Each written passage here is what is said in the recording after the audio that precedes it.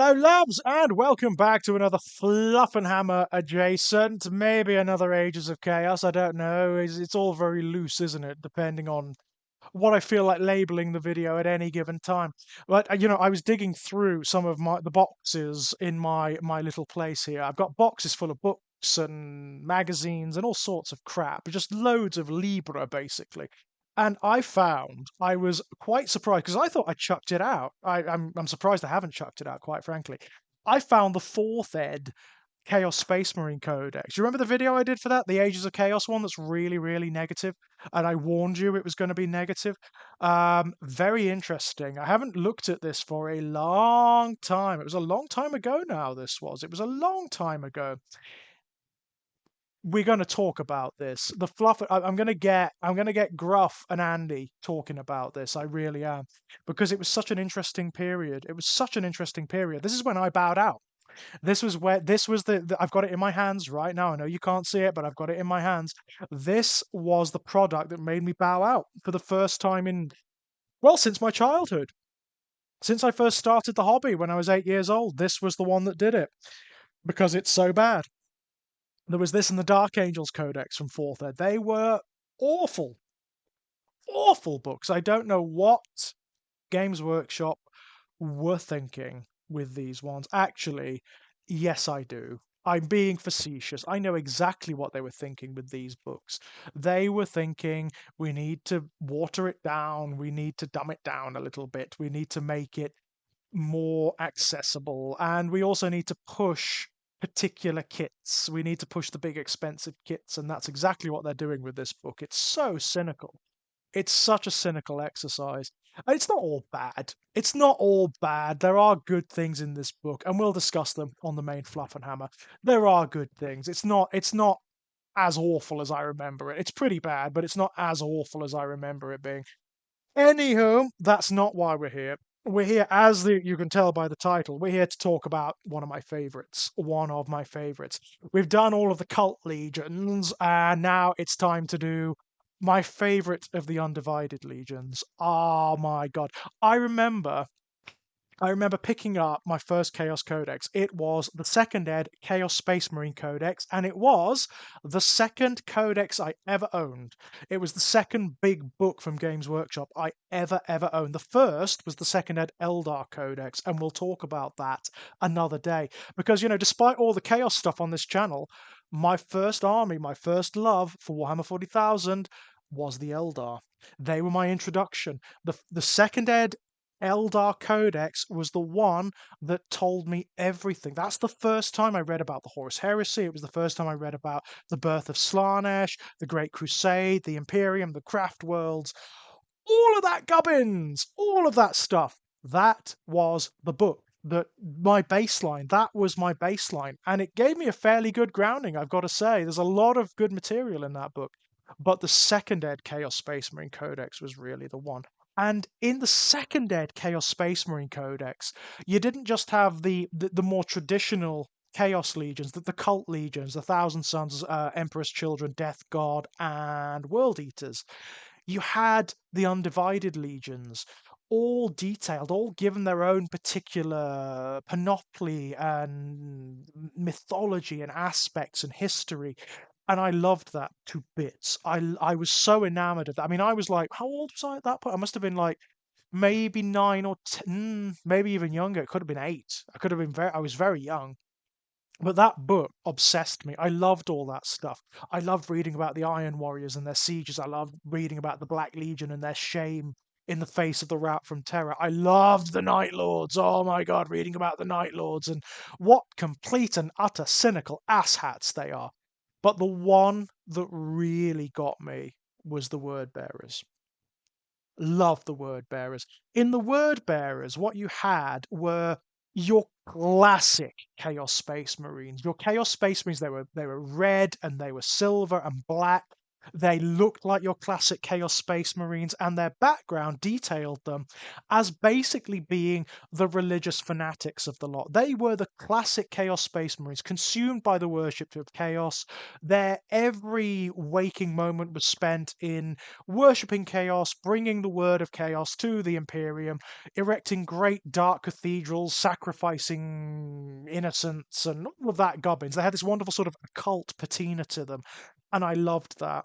I loved that so much. And I loved the fact that they were the first Chaos Space Marines as well. It wasn't the Black Legion or the Sons of Horus as they were. It wasn't Horus himself, it was the Word Bearers. They were the ones who first started worshipping Chaos before Horus fell. And I loved that. There wasn't much about them in the Second Ed Chaos Codex, apart from that and their color scheme. There really wasn't much about them. They were kind of bare bones at that point. The history hadn't had time to sort of swell and develop yet. And that really wouldn't happen until much later, when you had the Third Ed Chaos Space Marine Code. You had this weird interim. When Third Ed hit, there was this weird interim where you had the really awful original Third Ed Chaos Space Marine Codex, which was pretty bad. And then they started to introduce the Index Astartes articles, which provided a much deeper and richer history on the Space Marine legions, all of them, the Loyalists and the Chaos Space Marines, and gave them new rules and new ways of operating. And the word bearers one really did change the dynamic quite profoundly. It was really, really good. It detailed a little bit more about Lorgar, the Primarch of the word bearers. It told you a little bit more about how they operate. So the word bearers are like Imperial Rome in the sense that they're completely superstitious. They believe in auguries, they believe in like soothsaying and portents and omens, and that's how they conduct warfare. They are guided by what the Dark Apostles say, basically the visions and the fevers and the dreams and the omens of the Dark Apostles, how whatever form they take. So word bearers armies can look like anything. They can be really unwieldy and wacky, depending on what the Dark Apostle thinks the Dark Gods want of them. They can also be very strange in terms of their beliefs. There are schisms within the word bearers. I mean, the word bearers operate from a demon world in the Eye of Terror called Sicarius. And Sicarius it's exactly what you would think. It's a giant, hellish cathedral, basically. The entire world is just one gigantic temple to horror and insanity and suffering. But it's also heavily, heavily prescriptive. The Dark Council, who are the highest word bearers, apart from Lorgar himself, who's sealed away, by the way. Lorgar hasn't been seen for 10,000 years, you know. Since the Horus Heresy, the flight from Terra, he sealed himself away in his Reclusiam on Sicarius and hasn't been seen since. Nobody really knows what he's up to. Although it is believed that he still sort of leads his legion through by sending them dreams and signs and portents, and he's still trying to sort of like manipulate the warp and spread the glory of chaos from that Reclusiam. He's a demon primarch, by the way. He could potentially be the strongest of the demon primarchs if you think about it. I mean, along with Perturabo, he's one of the only ones who has the blessings of all the chaos powers and not just one of them. He's not like Mortarion and and Magnus, who are blessed by one chaos power. He was elevated by all of them. So yeah, it's interesting, isn't it? It's very, very interesting. They are this weird sort of pagan, almost pantheistic lot who believe that chaos is the truth. They're sincere as well. That's the interesting thing about the word bearers. They are not, for all of the duplicity that they exercise, and they fucking do. They are a duplicitous bunch. They themselves believe it. They actually do believe that chaos is the true metaphysics of this universe. And it's not that they're deluded or lied to by the chaos powers. They understand. Certainly the Dark Apostles and the higher ranks amongst them, they understand the nature of the warp. They understand what the gods are. They understand that they're expressions of like human foible and inspiration and drive and emotion. They get that, but they believe that they are also reflections of the divine in humanity. They actually believe that chaos is the truth and that it can bring humanity transcendence, a kind of transcendence. There is a utopianism inherent to Lorgar and the word bearers. It's just a dark utopianism. And if they had their way, they would basically establish a theocracy of chaos. And what that would look like, well, who knows, right? Zeech only knows. Um, but they believe in the aspects of the chaos powers, and they believe in their ways and their means and their modus operandi. Lorgar, in particular, Lorgar. I mean, Lorgar. There was not much detail on in the Index Astartes article, or even in the 3.5 Codex that came in the wake of that, where you had the Legion specific army lists. There really wasn't a great deal of information, other than the fact that the word bearers fight alongside cultists and demons quite a lot. They tend to drive chaos cultists forward ahead of themselves, along with the likes of possessed and these entities that are blessed by the chaos powers, as it were. Lorgar himself, there really wasn't much about him. We know that he was one of the smarter Primarchs. He's one of the more studious Primarchs, one of the more academic Primarchs, a bit like Magnus the Red, but nowhere near as powerful. And we also know that he had this need for meaning, this need for poetry and meaning in existence. And he originally got that from the Emperor and from the Imperium and whatnot, which he kind of mythologized and turned into a religious belief system and then was censored for it by the Emperor. Um, the thing that really turned the word bearers on their head and made them much more interesting were the Horus Heresy books, as they did for most of the legions. In the very first Horus Heresy book, you get Erebus, one of the key characters from the word bearers, one of the key characters from the entire Horus Heresy, and one who exemplifies what the word bearers are.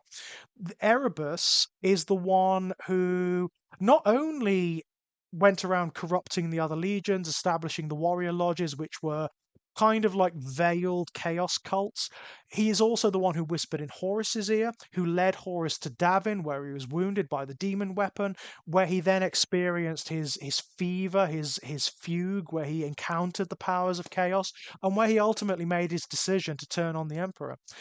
Erebus did that. And Erebus, when you read the books that specifically explore the word bearers, like Aaron Dembski Bowden's incredible First Heretic, you find out that Erebus and Cor Phaeron were also the ones that turned Lorgar. Lorgar didn't know about this. He did not know about chaos until Erebus and Cor Phaeron um, basically turned him in that direction. They manipulated him in that direction. When the Emperor censored the word bearers, and in the Horus Heresy books, it's much more profound than it was in the previous material. So in the previous material, Lorgar comes off as a little bit immature, quite frankly. It just says that the Emperor censored him for building like cathedrals and stuff like that, and taking time to preach the imperial cult rather than getting on with his fucking business as a space marine and going out there and killing things. That was the purpose of the space marine legions, right? That's what does it in the original fluff. Here, to censor Lorgar, the Emperor sends the Ultramarines to obliterate their greatest city, the city that they established called Monarchia on their homeworld of Colchis, which was Monarchia was very much like Prospero on it's very much like Tisca on Prospero, the Thousand Sons homeworld. It was a utopian society. It was a model of how imperial civilization ideally should work. But because of this perceived slight, the Emperor sent the Ultramarines to destroy it. And it's that really sends Lorgar over the edge. And then Erebus and Cor Phaeron use that moment of weakness to subtly turn him towards the worship of chaos. But here's the interesting thing. Aaron Dembski Bowden does not go for the simplistic when it comes to Lorgar or the Word Bearers. Erebus is a bastard, yeah. Corpheron is a bastard, absolutely. Those two are out for themselves. They only see in chaos their own aggrandizement. Lorgar doesn't. When his fleet take off again, and when they reach the edge of the Eye of Terror, Lorgar is like, no, I am going to see this for myself. I need to see the faces of the gods. I need to understand this. And he starts attuning himself to the warp. He starts listening to it, and it filters through him like music, like poetry. He actually, for him, the way he defines it is the music of the spheres. It's the music of creation. That's what the warp is. It's all potential. It's all dreams. It's all nightmares. It's all things to all men and women, and so much more beyond that. And that's what he's trying to do. He's trying to filter that discordant symphony throughout creation and use it to transform things. When he goes in, when he himself embarks on a pilgrimage into the Eye of Terror, which he does in a book called Aurelian, by the way, which is Lorgar's title, the golden one. Um, it's beautiful. Aaron Dembski Bowden powerfully resists making Lorgar just a frothing fanatic, just a zealot, just a weak person, basically. He is not that in any of these books, and it is a beautifully subtle portrayal of the character. What Lorgar is, ultimately, is a metaphysician. He's a metaphysician kin to Magnus the Red, not quite in the same way. Magnus is much more nuts and bolts about it. Magnus is all about the mathematics or the formulae. He's about the mechanics and the technicals of harnessing the warp. In his purview, the warp is a formula. It's a pattern, it's a design. Whereas for Lorgar, it's much more artistic. It's a song. It's a piece of music. It's a hymn. And that is what he experiences when he goes into the Eye of Terror and finds himself on one of the Crone worlds, one of the worlds of the ancient Eldari that was consumed by the warp during the birth of Slaanesh. He meets avatars of the gods. He actually meets messengers of the gods. Like for example, he meets a bloodthirster, which I think is Kabanda. Actually, it's one of the big bloodthirsters that Khorne sends to basically test him, and Lorgar beats the living shit out of it, and basically says, if that's the best you've got, then I'm not interested. You see, he's not credulous, Lorgar. He's not credulous. He is not being duped by the Chaos powers. He wants to understand. He wants to enter into this on an even level. He wants to understand what they are, what they're offering, how they can bring about something akin to a vision for humanity. That's what he's after. And Aaron Dembski Bowden takes pains to make that apparent. It's a wonderful portrayal of the character because Lorgar's playing the long game. There comes a point, and it's during the book Betrayer, which is about the Word Bearers and the World Eaters who embark on this crusade throughout the Ultramar system, the Empire of Ultramar. It becomes apparent that Lorgar is starting to transcend Erebus and Corpheron. Of course he is. He's a Primarch, right? His intelligence is much higher than theirs, and his affinity for the warp is much higher than theirs as well, because he's born from it. That's another thing. The Primarchs are born from the warp. Part of the arcano science that went into making them is derived from the warp and from chaos, from the chaos powers. They're already tainted. They've already got it in them from the moment they're cultivated. And Lorgar understands this. So there comes a point in Betrayer where he talks about how he's now gone beyond Erebus and Corpheron in his understanding of how the metaphysics of this universe work. In terms of his affinity for chaos, he's gone to the point whereby he can harness Angron's rage and self-loathing and frustration to create a warp storm around him and make him into what we know now, the demon Primarch of Khorne. He does that in Betrayer, and it's because he now hears and feels the music of chaos moving through him. It's absolutely incredible. I mean, it is a beautiful portrayal of the character. And that, along with how the word bearers themselves are generally portrayed in the Horus Heresy books, I love it to bits. They are As I say, they're not just frothing monsters and zealots, although there are those amongst them. There are those amongst them who actually do understand what they're doing, who understand what's going on. Lorgar's playing the long game, and I mean the really long game. There are moments in the Horus Heresy when he clearly knows what's going to happen 10,000 years from now. In the present day of the Imperium, he understands it, as does Erebus. It becomes apparent in the Siege of Terror that Erebus knows that the heresy is going to fail, quote unquote, by the terms of most. He is trying to bring about the condition of the Imperium and of the galaxy that we have now, 10,000 years later, because that has given the Chaos Powers their greatest servants, the Traitor Legions, but also their greatest avatars. It's given Zeech Araman, it's given Nurgle Typhus, it's given Slaanesh Lucius, it's given Horn Khan, and it's given them all Abaddon. Abaddon the Despoiler, who is in many respects greater than Horus. Not on a one on one level, not in terms of individual power, but in terms of his ability to make the universe his own, in terms of his ability to organize the powers of chaos and give them impetus. That's what it's done, and Erebus is kind of responsible for that, and therefore Lorgar is kind of responsible for that too. Lorgar understands that this is the long, long, long, long, long game. And the way the word bearers manifest now, that is just a kind of byproduct of that. It's kind of a symptom of that. That's what he's trying to do from his Reclusiam in Sicarius. He's trying to bring about a particular vision of the universe, and he still seems to have that utopian vision. It's amazing.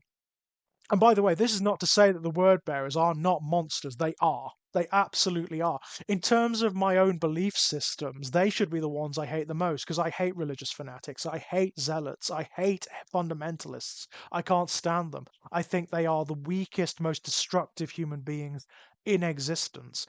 Um, so I should hate the word bearers, but I don't. I think they're great. I think they're wonderful bad guys. I love art. Hobby wise, they're brilliant. Hobby wise, they are absolutely amazing. You can do so much with them because their imagery, like the imagery of the ecclesiarchy, derives from things like the Catholic Church, it derives from occultism, it derives from ancient religious rites and practices.